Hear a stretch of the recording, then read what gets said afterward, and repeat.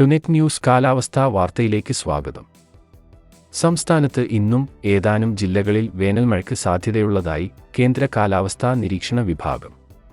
മധ്യ തെക്കൻ ജില്ലകളിലാണ് ഇന്ന് മഴ സാധ്യതയുള്ളത്.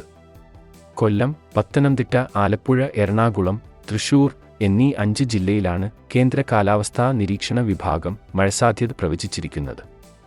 ഈ ജില്ലകളിലെ ചില പ്രദേശങ്ങളിൽ നേരിയ മഴയോ ഇടത്തരം മഴയോ പ്രതീക്ഷിക്കാം. ഇന്നലെയും സംസ്ഥാനത്തെ മധ്യ തെക്കൻ ജില്ലകളിൽ വേനൽമഴ ലഭിച്ചിരുന്നു. അതേസമയം ഉയർന്ന താപനിലയ്ക്ക് സാധ്യതയുള്ളതിനാൽ ഇന്നും നാളെയും 8 ജില്ലയിൽ കേന്ദ്ര കാലാവസ്ഥാ നിരീക്ഷണ വിഭാഗം യെല്ലോ അലർട്ട് നൽകിയിട്ടുണ്ട്.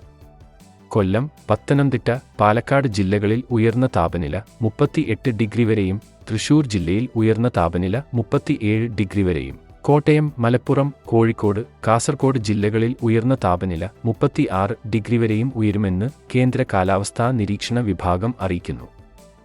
ഉയർന്ന താപനിലയും ഈർപ്പമുള്ള വായുവും കാരണം ഈ ജില്ലകളിൽ മലയോര മേഖലകളിലൊഴികെ ഇന്നും നാളെയും ചൂടും അസ്വസ്ഥതയുമുള്ള കാലാവസ്ഥയ്ക്ക് സാധ്യതയുണ്ട്.